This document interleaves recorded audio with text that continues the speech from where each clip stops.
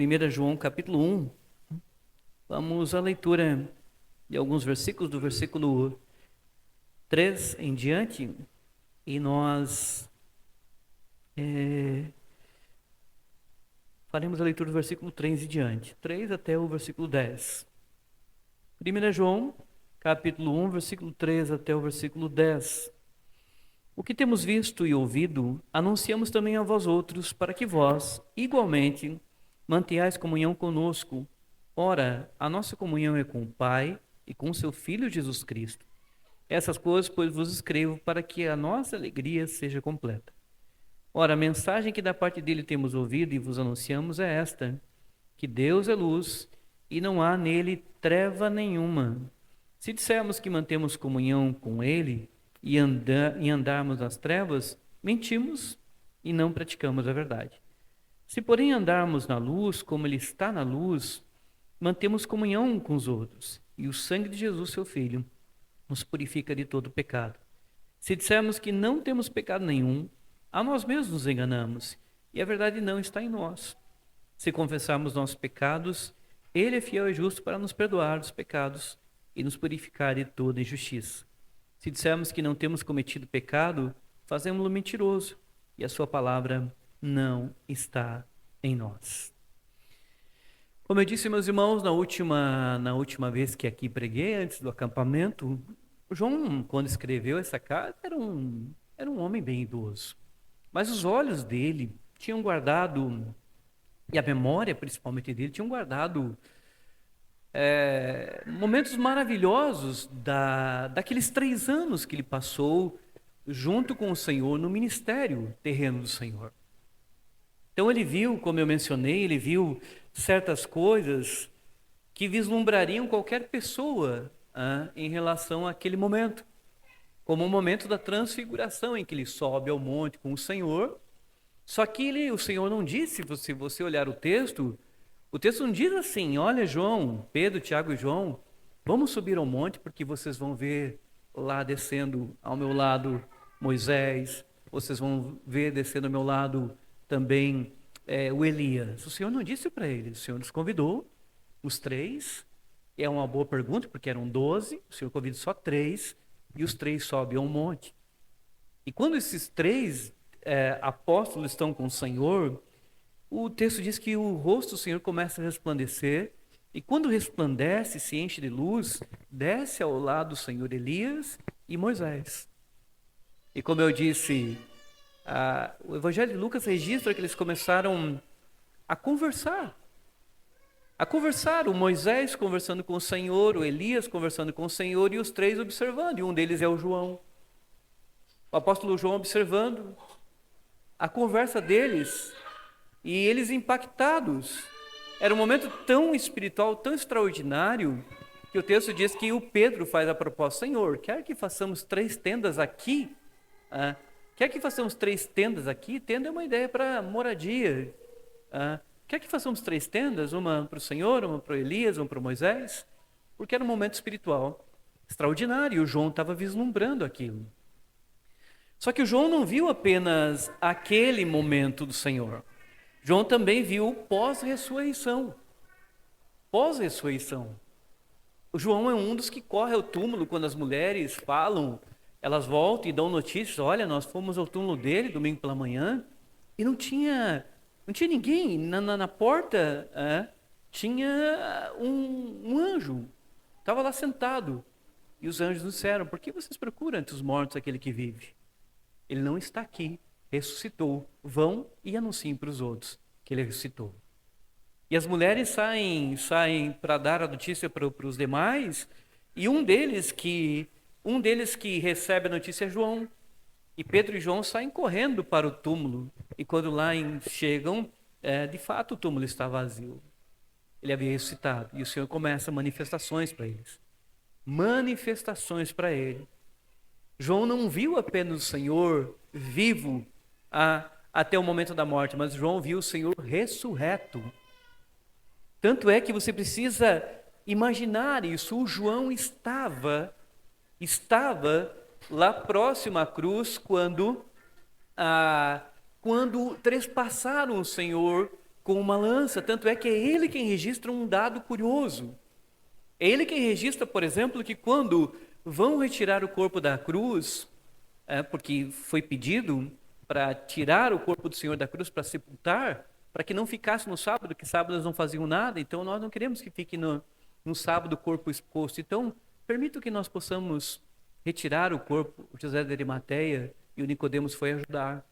E o João registra que quando chegaram lá, um pouquinho antes deles pedirem isso, ele diz assim, olha, os soldados estavam lá, estavam os 3 lá, mas quando os soldados chegaram lá no Senhor, o Senhor já estava morto.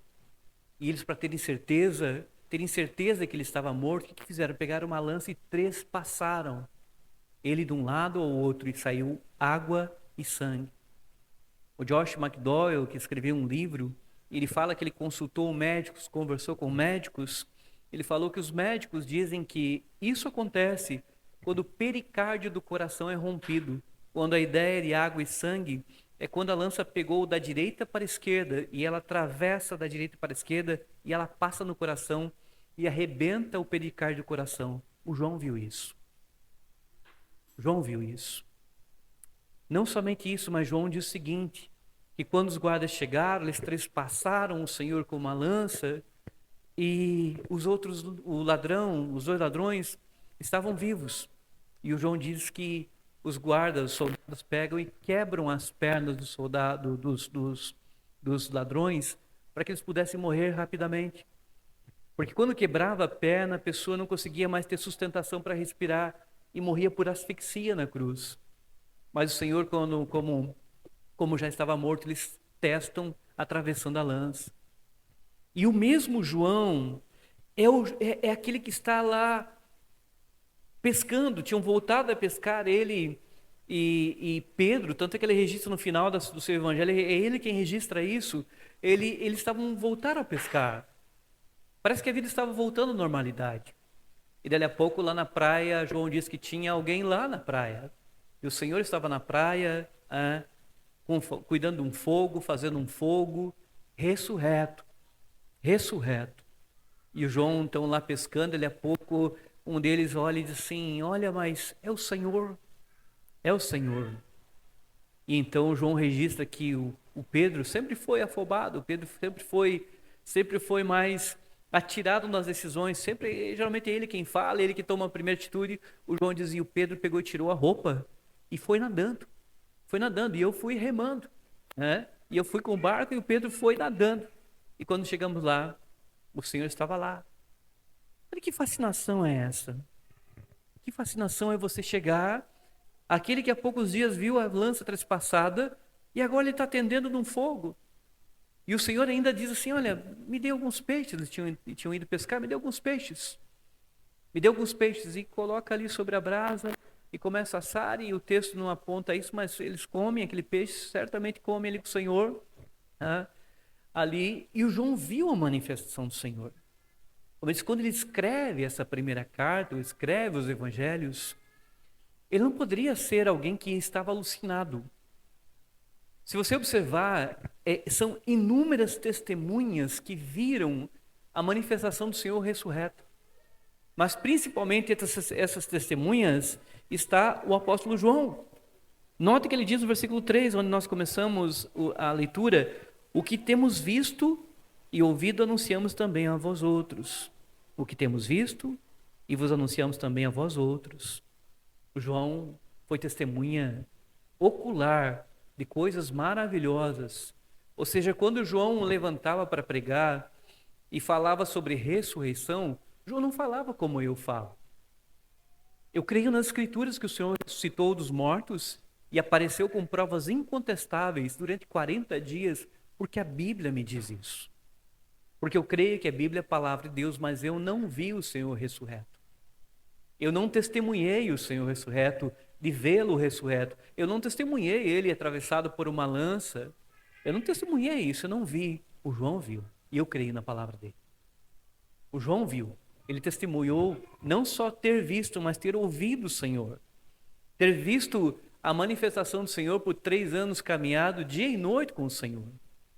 Então aqui nós tratamos da confiabilidade de quem escreve, se eu posso confiar nele, se eu posso confiar que isso é real, e nós podemos confiar. Talvez alguém disse assim, pastor, mas o João poderia estar alucinado, e os outros apóstolos estavam também? Ou como em 1 Coríntios, Paulo fala aí, de uma só vez, ele apareceu para 500 pessoas, dos quais muitos deles estão vivos. Paulo fala assim. O que o Paulo diz é, vocês acham que isso é mentira? Vão lá e conversem. Foram 500 pessoas numa só vez. Muitos deles estão vivos, vão lá e conversem para ver se eu estou falando mentira. Ou seja, a Bíblia está carregada de testemunhas de pessoas que viram as manifestações do Senhor claras, visíveis, reais. Inclusive nesse livro que eu cito, do Josh McDowell, que chama-se Evidências que Exigem um Veredito, antigamente o 1 e o 2, hoje eles anexaram os dois livros, ele cita historiadores não cristãos que mencionaram a encarnação do Senhor. Ele chama de provas externas da manifestação verdadeira da encarnação. Porque uma coisa é você pegar pessoas crentes como o apóstolo João e o apóstolo João falar assim de Jesus, que Jesus viveu, que Jesus ressuscitou, que Jesus fez milagres. Outra coisa é você pegar vários historiadores que não eram cristãos. Eles falaram assim, um tal de Jesus estava lá e nesse período aconteciam milagres. Um tal de Jesus manifestou em tal lugar e nesse período haviam milagres. Ele não cita ele cita alguns historiadores que não eram cristãos e fizeram registros do Senhor. Então tem muita gente que nega a existência real do Senhor, porque a pessoa cria na cabeça uma ideia, não, isso aí é só mito. Então vai lá ler a história para você ver, para você ler os historiadores que nem cristãos eram registrando isso na história. Como é que nós explicamos isso? Eles não tinham incumbência nenhuma, não precisariam dar satisfação para ninguém nos seus escritos, mas escreveram e registraram a existência e inclusive os atos poderosos do Senhor, como João está mencionando aqui. O que temos visto e ouvido anunciamos também a vós outros. Ou seja, a pregação do Evangelho, ela vai falar desse Senhor, desse que é o verbo da vida, aquele que manifestou entre nós. Lembram quando João fala assim no seu Evangelho? João diz assim, ele escreve o seu Evangelho e lá no final ele fala, olha, Jesus fez muitos outros milagres. Fez muitos outros milagres. Que se fossem escritos, nem todos os livros do mundo caberiam aquilo que ele fez. Mas estes foram registrados para que creiais. Creiais e crendo nele tenhais vida eterna. Crendo nele tenhais vida eterna. Ou seja, perceba que a vida eterna com Deus, viver para sempre com Deus, está ligada a conhecer o que ele fez. Conhecer os atos poderosos dele, quem ele é, o que ele fez e o que ele significa em relação à nossa salvação. E o que ele significa em relação à nossa comunhão com o Deus Pai. O João diz, estes foram registrados para que creiais. E crendo nele tenhais vida eterna. Ou seja, quando eu vou ler a história da transformação da água em vinho em Caná da Galileia, o João diz que eu preciso ler. E no final de ler essa passagem, eu preciso crer naquele que estava ali. Eu preciso conhecer aquele que estava ali. Porque se eu crer e conhecê-lo de fato, eu terei vida eterna por meio dele. Então, notem, se nós hoje fôssemos contar a coisa mais extraordinária da nossa vida. Assim, pense na coisa mais extraordinária da sua vida que já aconteceu na tua vida. Se eu dissesse, olha, vamos fazer o seguinte, nós vamos aqui no bairro agora à noite, e você vai bater nas portas aqui no bairro, e você vai abrir a porta e a pessoa vai sair, você vai dizer para ela, olha, eu quero te contar a coisa mais extraordinária da minha vida. Qual seria, não estou falando da igreja aqui, das coisas espirituais, mas qual seria a coisa mais extraordinária da tua vida que você contaria para alguém batendo na porta? Quem sabe alguém batesse na porta e dissesse, puxa vida, preciso contar para você a coisa mais extraordinária. Foi quando eu casei. Foi a coisa mais extraordinária. Puxa, eu entrei de véu e grinalda e tinha uma música e foi assim, foi assado, aquele momento extraordinário. E a pessoa olharia para você e falaria o quê?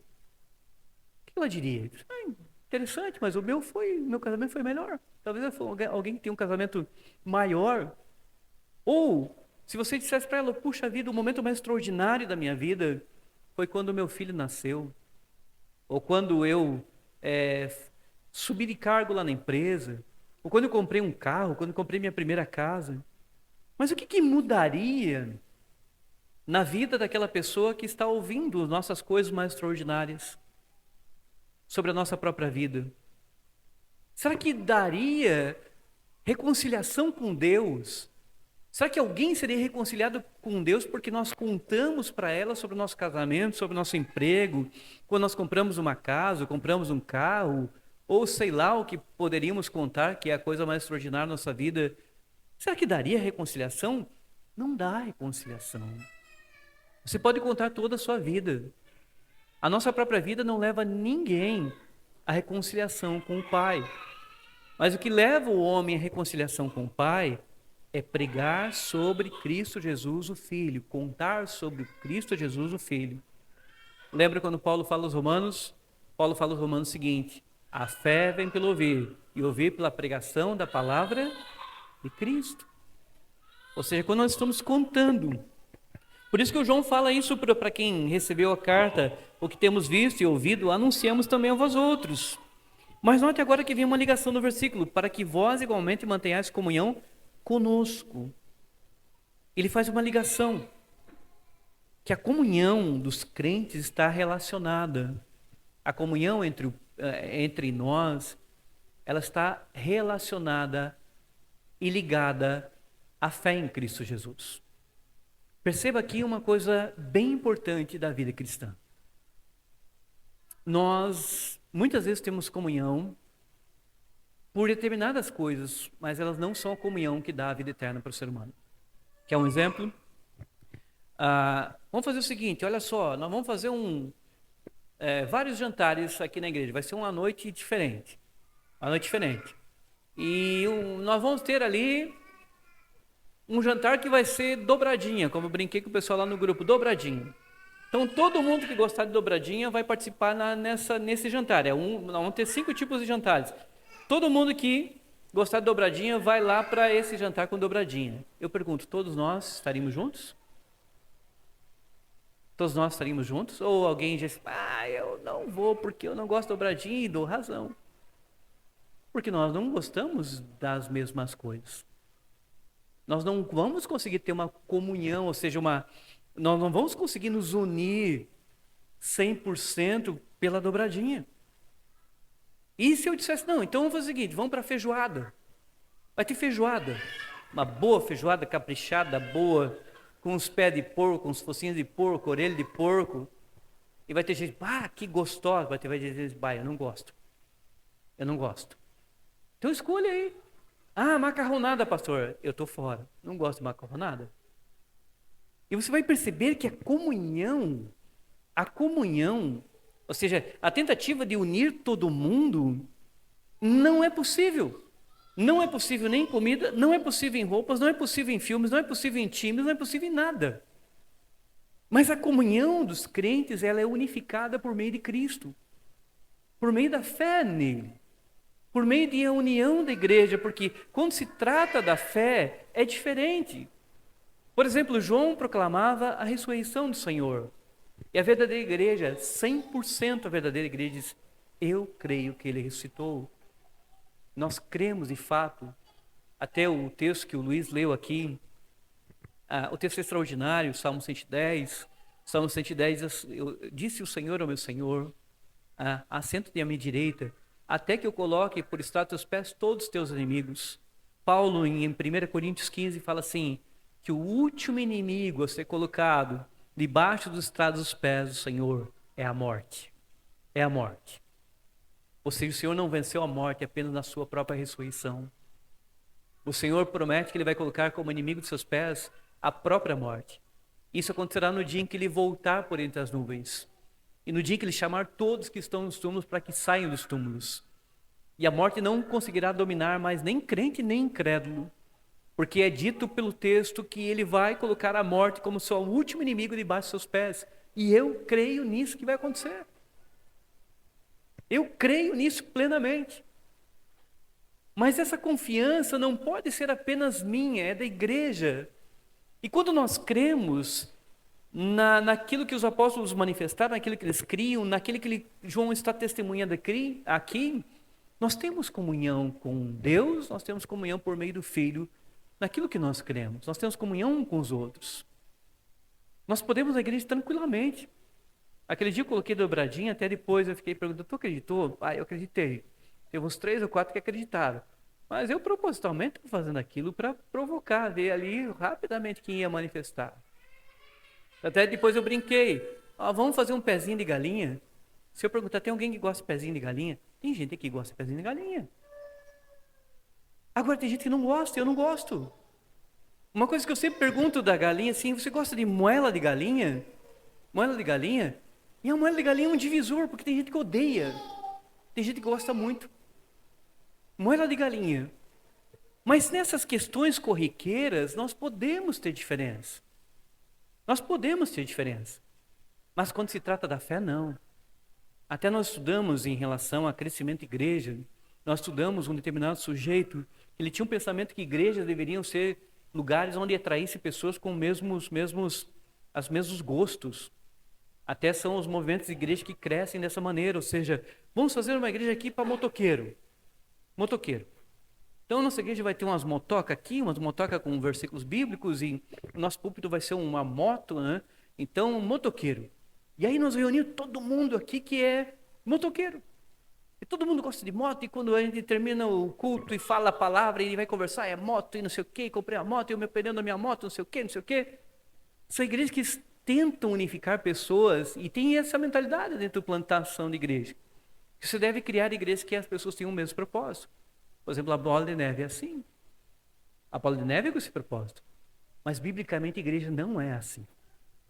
Igreja é reunião de pessoas que têm diferença. Um gosta de moto, outro não gosta. Um gosta de caminhão, outro não gosta. Um gosta de bicicleta, outro não gosta. Um gosta de correr, outro não gosta. Um gosta de esporte diferente do outro. Um não gosta de basquete, outro gosta de beisebol. Outro gosta de basquete.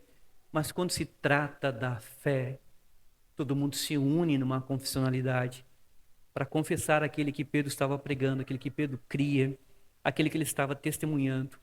E quando nós cremos, nós conseguimos ter comunhão uns com os outros. Mas é uma comunhão na confessionalidade. É uma comunhão que não se abre mão. Lembram, até o Rafa brinca, o Rafael Zaneripe, no concílio de Nicéia, em 325, estava lá o Santa Claus, que depois o pessoal transformou ele em Papai Noel. E um dos contos é que o Santa Claus chegou nesse concílio, que estava reunido 300 bispos, 300 bispos, e o Ário estava lá, o cara da heresia. E conta a história que o Santa Claus, que depois se foi transformado no Papai Noel, chegou e mais deu um tapão na orelha do Ário, que era o herege. Porque ele estava furioso com a heresia dentro da igreja. Claro que a gente tem que considerar se o tapa dele foi correto, a ira dele foi correta. Mas o que ele estava dizendo? Eu não tenho comunhão contigo. Eu não consigo ter comunhão contigo, porque você nega Cristo Jesus como sendo Deus e Deus eterno. E você está espalhando por meio da igreja isso, ou seja, nesse momento, vejo que ele está entendendo que a comunhão não é para que nós mantenhamos o politicamente correto. Não é para que nós mantenhamos o politicamente correto. A comunhão não é abaixo de qualquer coisa. A comunhão é com aquilo que o Senhor, com a sua vida, com a sua obra, com aquilo que Ele veio fazer por nós, e nós cremos, e assim nós mantemos comunhão. Veja que mais à frente João vai falar em alguns momentos, olha, eles estavam entre nós, mas saíram do nosso meio para que demonstrasse que não eram dos nossos. Ou seja, ele está falando de pessoas que estavam no meio, manifestaram heresia, saíram e não fazem parte da verdadeira igreja, não tem comunhão com os santos. Porque começaram a manifestar um entendimento diferente daquilo que é confessado pelos apóstolos. Nota como isso é fácil, como isso é muito fácil hoje em dia. Deixa eu perguntar algo assim, você crê no criacionismo ou no evolucionismo? E alguém pode dizer, não, pastor, eu creio no evolucionismo, por isso, por aquilo. Interessante, tu crê mesmo. Mas esse é um ensinamento bíblico? É um ensinamento bíblico? Não, pastor, mas eu acho que isso é melhor. Então toma cuidado. Porque vocês podem estar confessando algo que não é bíblico e vocês podem estar tomando uma linha de uma confissão que está distante das Escrituras. Isso leva ao entendimento de que a que ponto nós temos comunhão com os demais santos se nós confessamos coisas que são contrárias às próprias Escrituras. Então ele fala, o João fala, o versículo 3, o que temos visto e ouvido anunciamos também a vós outros, para que vós igualmente mantenhais comunhão conosco. Mantenhais comunhão conosco. Como é que a comunhão é mantida? A comunhão é mantida por aquilo que nós professamos. Perceba que no final, quando o Senhor voltar, João fala assim, é o mesmo João que vai escrever o Apocalipse. Ele fala, olha, João viu uma multidão que ninguém podia enumerar. Vocês lembram o que ele diz depois? Gente de todas as tribos, povos, línguas e nações que estavam juntos. Mas como pode povos de todas as nações estarem juntos? Como pode? Você já parou para perceber? Eu citei uma vez aqui, como os povos têm rixas uns com os outros? Como alguns povos geralmente odeiam um outro país, não gostam de certos países, um odeia o outro. Só que João diz que vão estar juntos, gente de todas as tribos, povos, línguas e nações. Como é que consegue essa comunhão de gente de todas as tribos, povos, línguas e nações? Como eu citei aqui um livro chamado Totem da Paz, eu citei isso como exemplo, é uma ideia disso, eu já usei isso em alguns momentos como ilustração, mas é excelente. Um missionário foi para, se eu não me engano, é Papua Nova Guiné, trabalhar em Papua Nova Guiné. E lá tinha os cortadores de cabeças. E eram duas tribos que, por centenas de anos, eles tinham rixas. E eles acabavam brigando entre si, e acabavam cortando a cabeça um do outro. Cortando a cabeça do outro. E esse missionário foi para lá e começou a evangelizar. E ele conversava com a tribo, conversava com a outra, e conversava com uma, conversava com a outra, e eles continuaram aquilo ali. Ele ficou anos lá e ele se frustrou. Até que um dia ele falou assim, olha, eu vou deixar vocês. Porque não estava tendo resultado o evangelho. A pregação ele não estava conseguindo alcançar o evangelho ali para aquelas tribos. E o que ele fez? Não conseguia ter uma comunhão entre eles. O que aconteceu? No dia que ele disse que ia embora, aquelas duas tribos resolveram fazer uma reunião e selar paz. E selaram uma paz. Só que no dia que eles se reuniram e convidaram ele para participar, uma das tribos trouxe um bebê recém-nascido. E a outra trouxe também um bebê recém-nascido. E eles falaram assim, olha, nós vamos entregar o nosso bebê recém-nascido para a tribo tal. E a tribo tal entregou. Eles trocaram as crianças e falaram que aquilo era uma maneira de selar a paz. Porque enquanto o sangue da tribo deles estivesse na outra, eles não atacariam mais a outra. E a outra, da mesma forma, quando trocou a criança, e o sangue dele estava na outra tribo, eles não atacariam. Só que o missionário entendeu que aquilo era uma porta de entrada para ele conseguir anunciar. Porque eles estavam dando uma criança para selar a paz.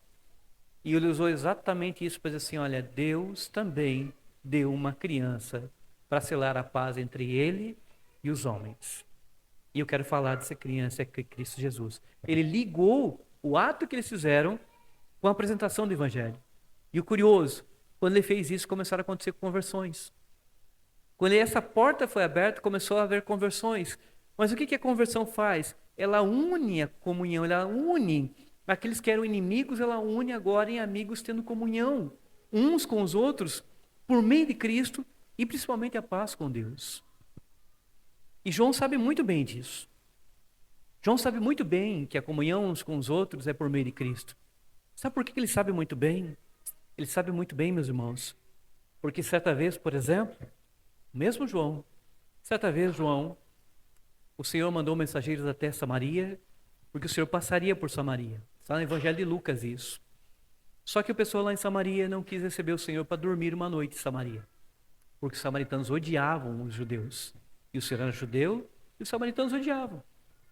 E quando os mensageiros voltaram, os mensageiros falaram assim para o Senhor, Senhor, o pessoal ali não quer que o Senhor durma aí, não quer que o Senhor durma aí nas terras de Samaria.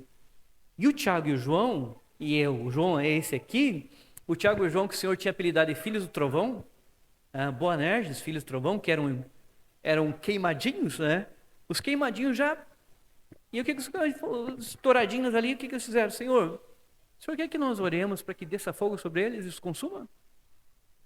O Senhor quer que nós já oramos já? Já oramos já e já vamos orar aqui para descer fogo. E esse pedido dele, que ele fala para o Senhor, quer que nós oremos para que desça fogo, acontece logo após ele ter visto Elias. Então muitos entendem que ele viu Elias e se empolgou, porque o Elias ora para descer fogo sobre os soldados. Ele se empolgou e fez essa proposta para o Senhor. Senhor, quer que a gente já ore aqui, já que eles não recebem o Senhor para dormir ali? Quer que nós oremos para que desça fogo? E o Senhor falou, não, vocês não sabem de que espírito eu sou. Não é assim. E repreendeu eles e disse que não era fazer isso, e mesmo que Deus não iria atender a oração deles. Muito bem, o tempo passa, o Senhor morre, o Senhor ressuscita, o Evangelho começa a ser pregado, e lá em Atos capítulo 8, o texto diz que Filipe desceu a Samaria.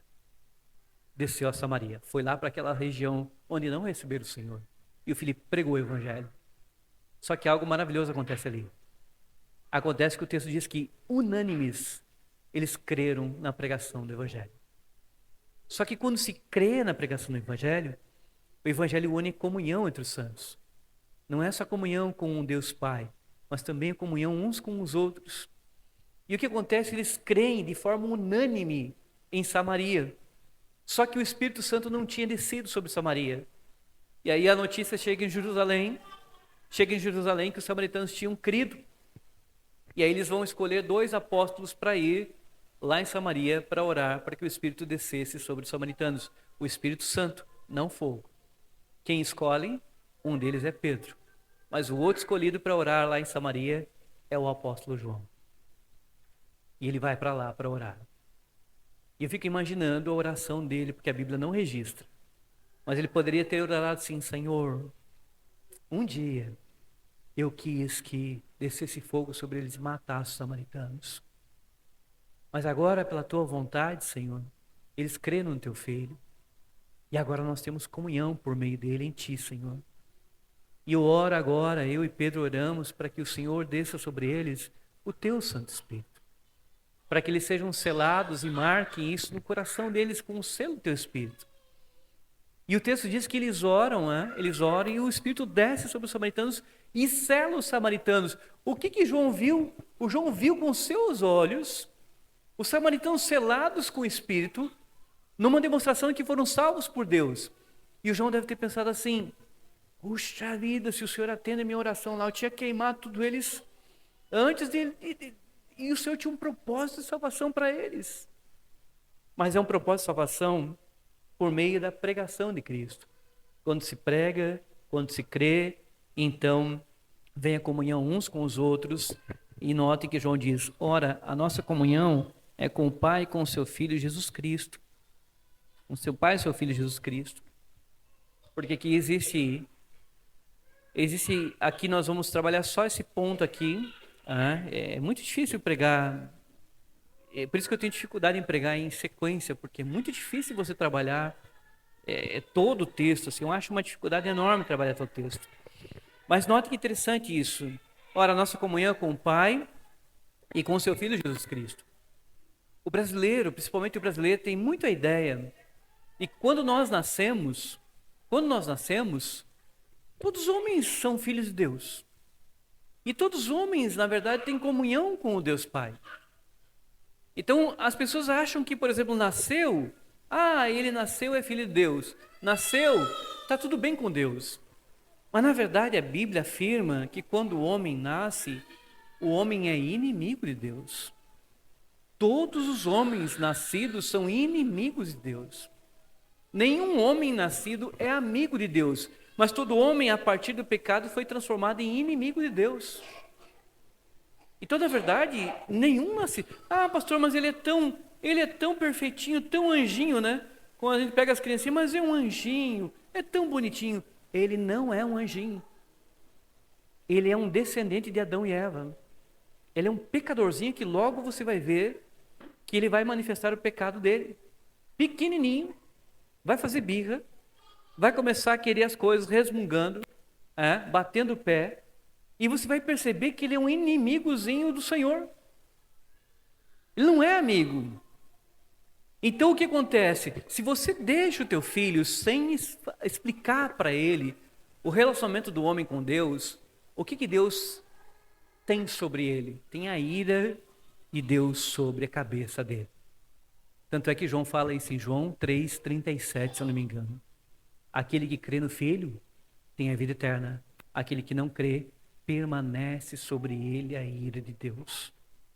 Ou seja, João não tem meio termo. João sabe que a falta de relacionamento com o Pai, na verdade o homem só recolhe ira. Mas como é que isso termina? Termina justamente quando a apresentação do Evangelho é feita e o homem crê em Cristo Jesus.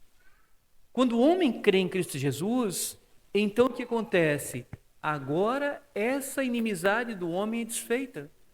Tanto é que João coloca no seu Evangelho dizendo que aquele que crê recebe o direito de ser chamado filho de Deus. Está lá no início de João, primeiro capítulo.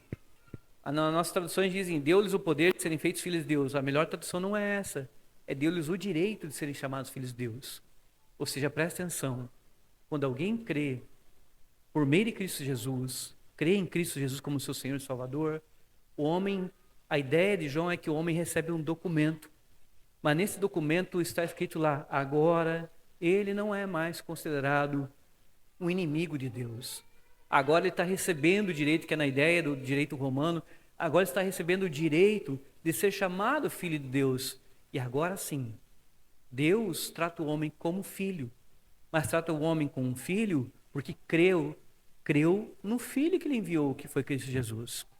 E assim o homem agora consegue ter comunhão com Deus Pai. Mas consegue ter comunhão com Deus Pai de que maneira? Porque creu no Deus Filho e recebeu esse documento, dando-lhe o direito de ser chamado filho de Deus. Então, quem é filho de Deus? Ah, não, todos nós somos filhos de Deus. Não somos. Aquele que creu em Cristo Jesus é chamado filho de Deus. Aquele que não creu, permanece sobre ele a ira de Deus.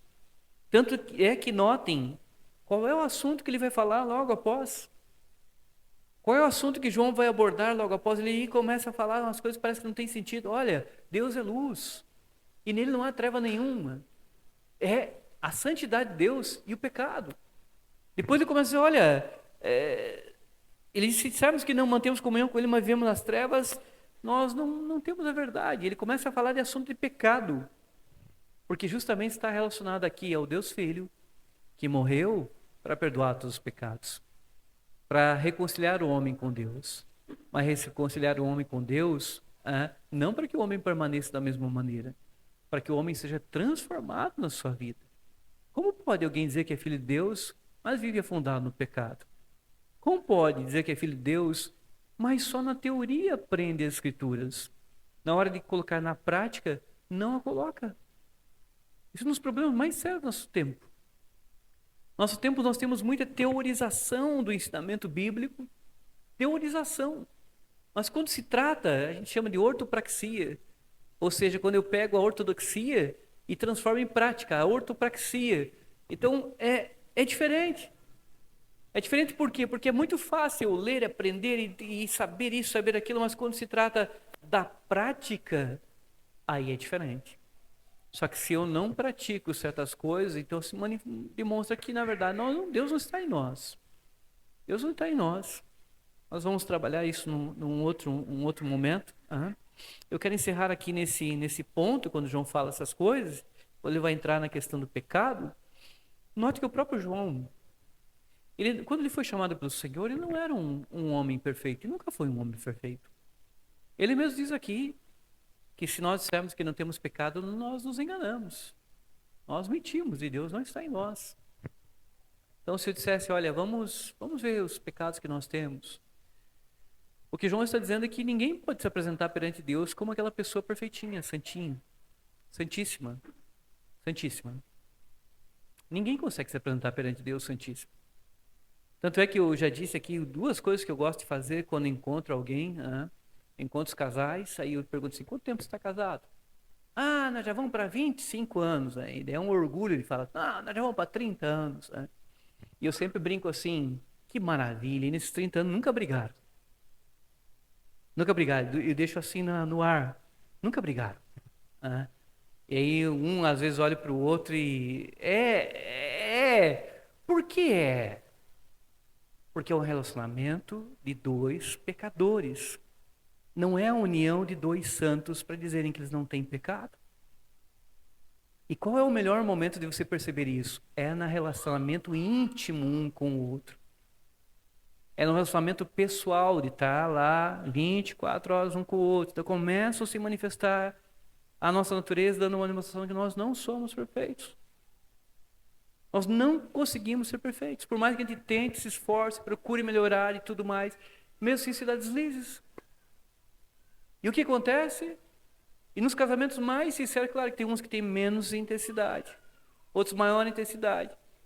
Mas o que vai acontecer? A gente vê essa manifestação. Então, quando alguém chega e fala assim, não, porque nós sempre fomos muito bem, tem algum problema aí. Nós sempre fomos muito bem, nunca tivemos nenhum...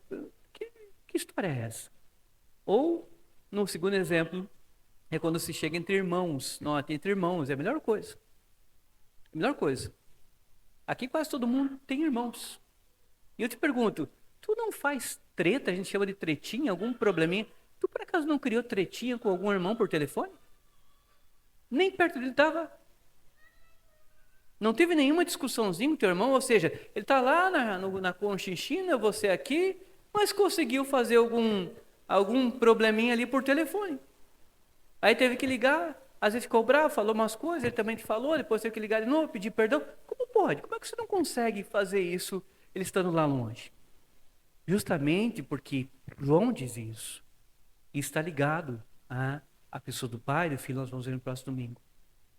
Mas João está dizendo claramente, olha, se nós dissermos que não temos pecado, nós mentimos. Outra coisa é viver aprofundado no pecado. Então essa questão, e é uma questão que está ligada com Cristo Jesus. Para ter ideia, quando João fala isso, que eu estava meditando durante o tempo de reflexão, note, João fala sobre o Senhor de uma forma santa. E eu fico impressionado com uma coisa que João apresenta nos seus evangelhos. João foi convidado pelo Senhor para acompanhá-lo. E João acompanhou o Senhor por 3 anos, dia e noite com o Senhor. Mas o que João nunca viu em relação ao Senhor? Em 3 anos. Você sabe o que é andar com uma pessoa 3 anos, dia e noite? E o que João nunca viu no Senhor? Nunca viu o Senhor pecando. Nem nos momentos mais terríveis, João nunca viu o Senhor pecando. E João sabe muito bem que existe uma distância infinita do seu Salvador, que é santo e perfeito, que é completamente luz daquilo que ele é e daquilo que nós somos. Mas nós temos que ter comunhão com o Pai, por meio de Cristo Jesus, o único perfeito. Nós vamos meditar nos outros versículos no próximo domingo. Espero que nós possamos pensar, fazer reflexões. Claro que nunca, como eu disse, a gente tenta explicar um versículo, mas os outros ficam precisando de mais explicação. Por isso que a gente pode ficar falando da Bíblia a vida inteira e não consegue esgotar. Como diz, tem um livro lá em casa em que o autor coloca assim, que teve um pregador, eu não lembro o nome do pregador, mas ele ficou a vida inteira pregando em Jó. Só em Jó. Só em Jó. E ele questiona se é uma maneira correta, mas o pregador gostava de Jó, ficou a vida inteira pregando em Jó. E eu fico pensando, será que a congregação dele, a igreja dele foi edificada só em Jó? Eu tenho certeza que sim. Mas como é que ele consegue ficar pregando só em Jó? Porque a Bíblia é rica nisso. Ou o Martin Lloyd Jones ficou 13 anos pregando Romanos, versículo por versículo, e depois de 13 anos não esgotou Romanos. E tem 16 capítulos, mas não esgotou. Ele parou por causa do problema de saúde que ele teve.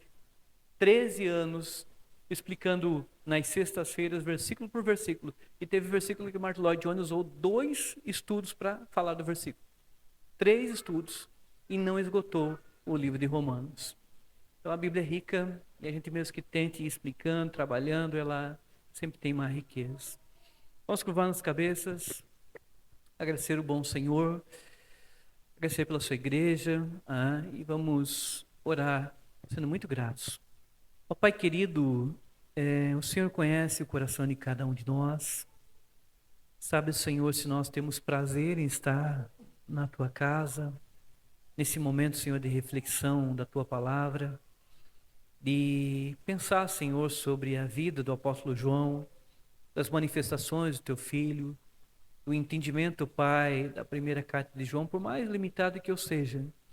Mas, acima de tudo, que o Senhor desperte o coração dos irmãos, do meu coração também, para que nós possamos ter a alegria de conhecermos dia a dia mais a Ti, Senhor, e possamos adorar a Ti, ó Deus. Que a Tua igreja aqui possa ser uma igreja que ela sempre preze pelo bom entendimento, por saber do Senhor, mas, como eu disse na pregação, que nós possamos praticar aquilo que temos aprendido. Sabemos que temos comunhão contigo, ó Pai, por meio do Teu Filho Jesus, aqueles que nos sela a paz contigo, Pai. E nós Te louvamos, por isso Te agradecemos. Te agradecemos porque confiamos nele e confiamos que Ele é o nosso advogado junto a Ti, Pai. Por isso nos perdoa os nossos pecados e nos ajuda, Pai, como igreja, a amadurecermos, crescermos, perdoarmos uns aos outros. Sabemos, ó Deus, fazer aquilo que a Tua palavra nos ensina. Não nos permite ter um coração com raiz de amargura, com ódio, Pai, rancor. Nos ensina a colocar em prática aquilo que nós aprendemos. Aquilo que nós aprendemos com o apóstolo João. Aquilo que nós aprendemos do seu amadurecimento, ó Pai, do seu crescimento espiritual, para que a Tua igreja possa amadurecer, Senhor, nesse sentido. Nos cuida, Pai, nos abençoa, como o Senhor sempre tem feito. Isso nós te pedimos, em nome do Teu Filho Jesus. Amém.